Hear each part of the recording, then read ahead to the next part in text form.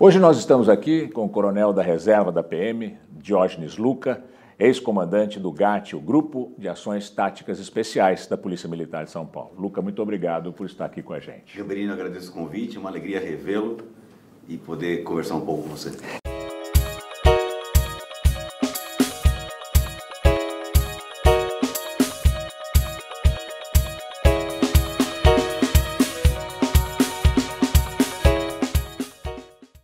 O dia hoje não é um dia de alegria, né, Luca?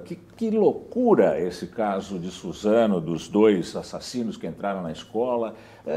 Esse tipo de crime, parece que o Brasil imita os Estados Unidos em tudo. Isso não era comum no Brasil, era? De fato não. Aliás, hoje é um dia que pode constituir um marco divisor daquilo que já vem nos preocupando há algum tempo, né? Eu costumo dizer, Gamberini, que nós temos três tipos de criminosos. O criminoso comum, que é o oportunista e o que escolhe o alvo de forma seletiva, né? Uma pequena subdivisão. O criminoso mentalmente perturbado, psicopata, e o terrorismo, que é uma terceira categoria. Há algum tempo eu venho defendendo que o nosso problema maior, aquilo que mais aflige a população, é o criminoso comum, seja esse oportunista, seja do alvo seletivo. No Brasil esse é o criminoso mais comum. Mas isso tem mudado já. Nós estamos já sentindo... Assim, estamos percebendo já há alguns anos, nos próximos anos recentes, uma pequena mudança de perfil. A sociedade parece estar doente, a gente tem percebido já algum tipo de ação que envolve esse criminoso que nós rotulamos como psicopata ou com a mente doentia. O próprio GAT, que é o grupo que eu comandei, sou fundador, que no passado se caracterizava muito para resolver ocorrências com reféns por parte dos criminosos, esses que eu me refiro, oportunistas ou alvo seletivo, tem sido muito mais demandado para situações passionais, para situações como essa que nós estamos percebendo agora.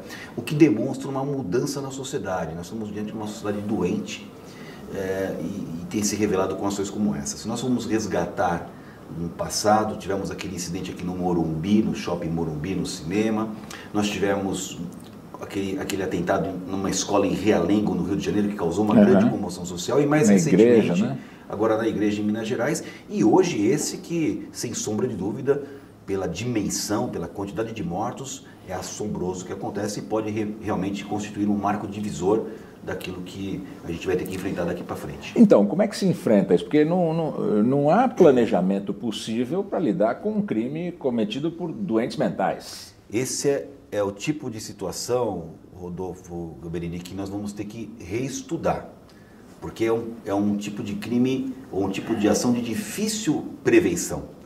A polícia, por exemplo, a polícia militar, ela faz o trabalho preventivo e às vezes ela é bastante eficiente para coibir as ações dos criminosos comuns. A polícia civil nas investigações para coibir e causar uma repressão nos crimes que envolvem alvos seletivos, o sequestro, roubo de carga, atentado, roubo a banco. Agora, esse tipo de modalidade que nós estamos vendo agora, é difícil da gente atuar na forma preventiva. O sujeito pega uma arma e isso vem acontecendo inclusive na Europa, né? Nem mais armas, às vezes tradicionais, como armas de fogo, armas brancas, Europa, né? Utilizam caminhões, utilizam carros, até um bastão de beisebol pode ser um instrumento, uma arma, transformado numa arma para causar esse tipo de dano e, obviamente, homicídio, né? Portanto, é muito difícil, vai ter que haver talvez uma força-tarefa para repensar como nós podemos fazer, através talvez de indicadores, de condutas ou de comportamentos nas redes sociais, que possam trazer pequenos indícios ou até vestígios, talvez seja esse um caminho. Pois é, você tocou um ponto que eu ia te perguntar.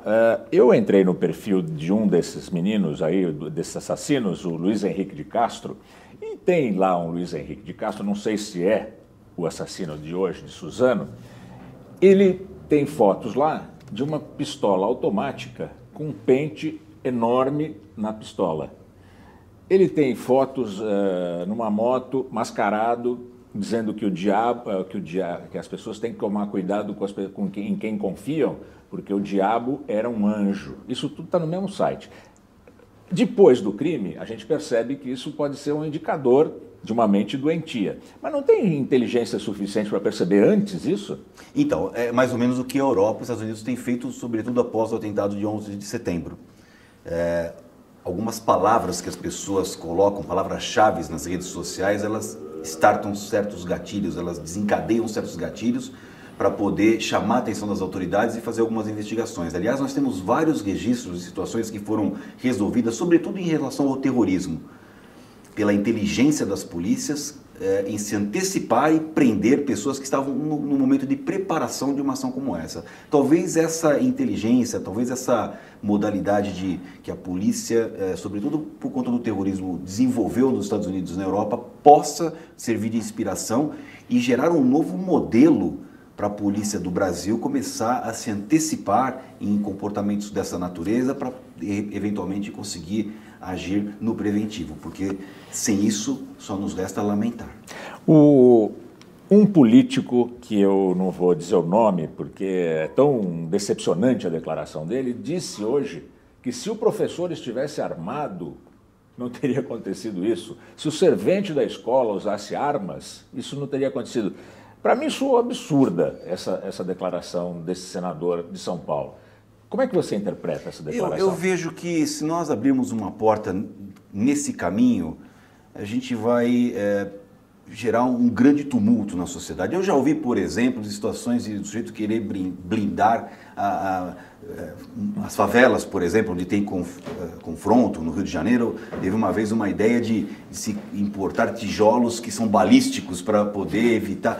Isso é uma coisa complexa, de nós colocarmos escolas com portões blindados ou com guaritas blindadas, gerar uma atitude como essa. Isso envolve um custo enorme, não é assim que funciona e não funciona, né? Então penso eu que o melhor caminho não é totalmente oposto a esse, de querer armar quem quer que seja. Eu acho que nós devemos eventualmente estudar esse problema, começar um trabalho de inteligência para ver comportamentos, sobretudo nas redes sociais. Elas são bons indicadores de pessoas que têm algum tipo de inconformismo, algumas palavras-chave, armamento, terrorismo, balaclava, essas palavras que podem eventualmente gerar um início de uma investigação, de modo que a polícia possa se antecipar. Creio eu que esse é o caminho mais racional, mais equilibrado, até porque, claro, sem desprezar o que aconteceu hoje, que é absurdamente uma tragédia, mas a gente não pode agora, por conta disso, mudar de uma forma abrupta, sobretudo com medidas como essa de querer armar o diretor de escola, querer blindar, porque isso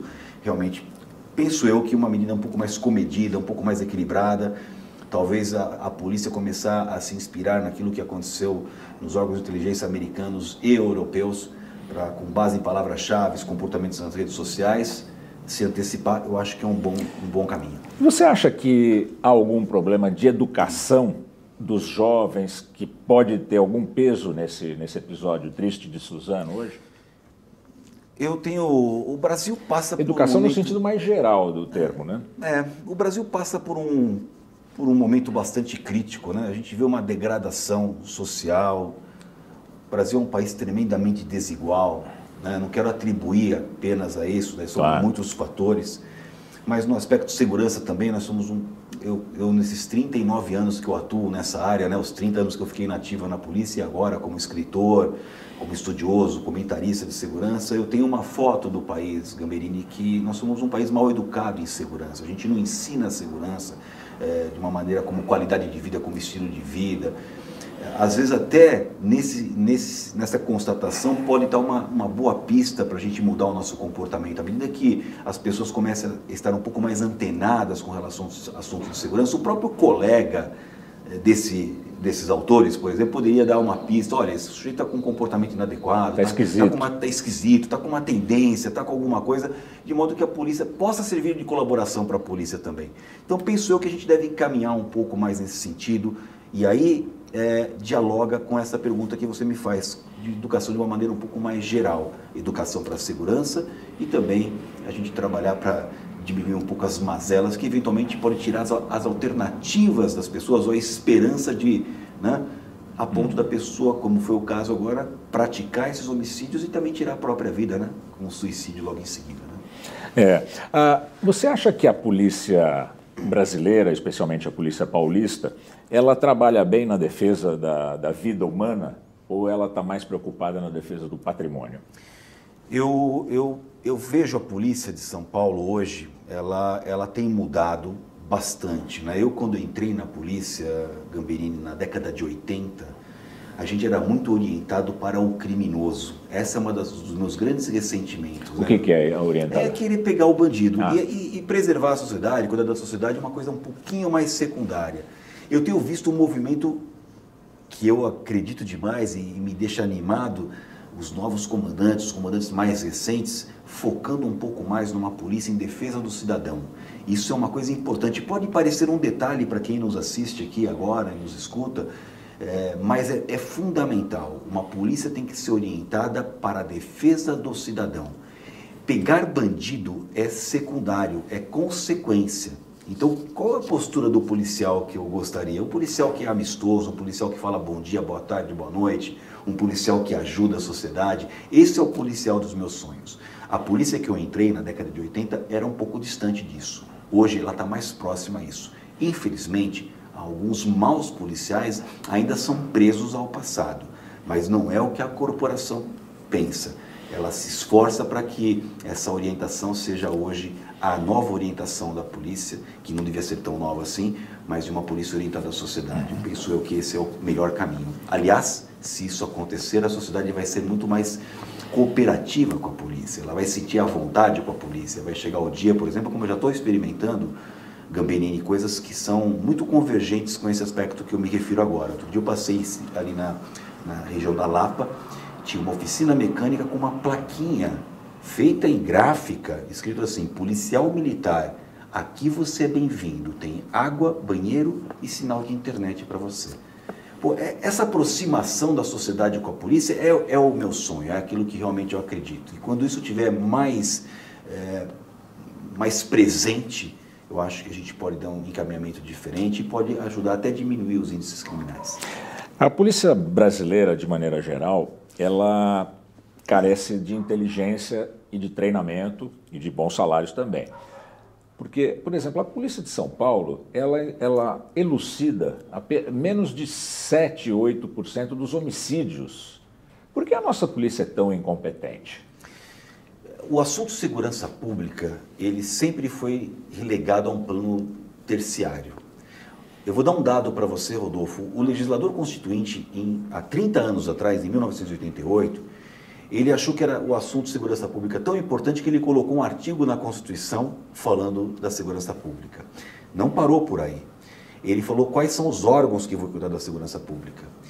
E também não parou por aí. Ele deu um resumo do que cada órgão iria fazer. A Polícia Militar, o policiamento preventivo, a Polícia Civil, a apuração das infrações penais. No papel está tudo lindo. Mas aí ele para, porque a Constituição Federal é a lei máxima, ela não pode descer a detalhes. E a lei fala o seguinte, no parágrafo 7º do artigo 144.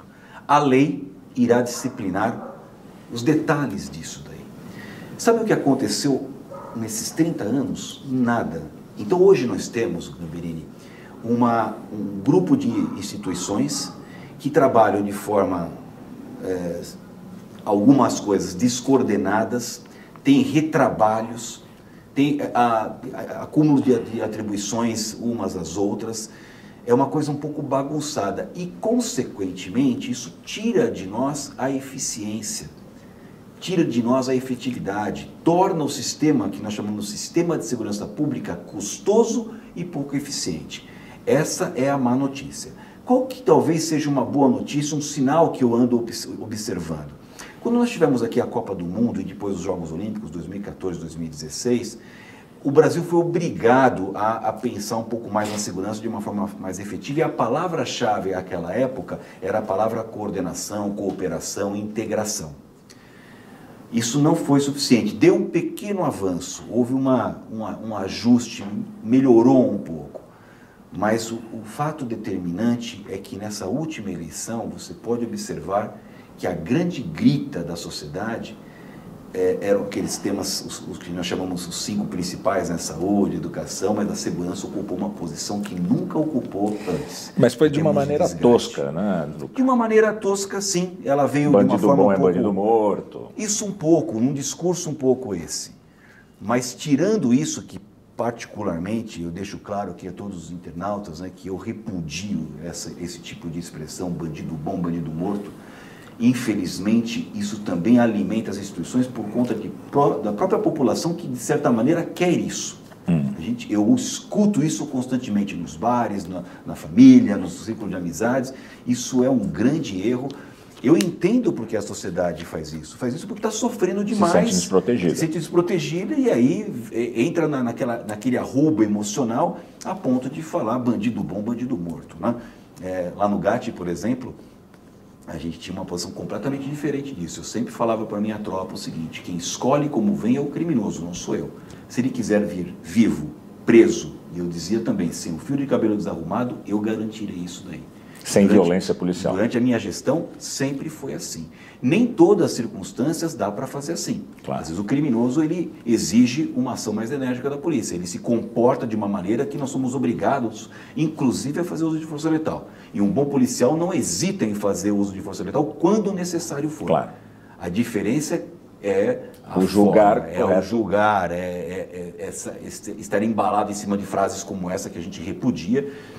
Então penso eu que a jovem oficialidade, os novos policiais, eu tenho visto sinais muito positivos de pessoas que querem se afastar, que estão entendendo que uma polícia dentro do Estado Democrático de Direito é uma polícia que cumpre a lei, uma polícia que não briga com a lei, uma polícia que não entra nessa emoção.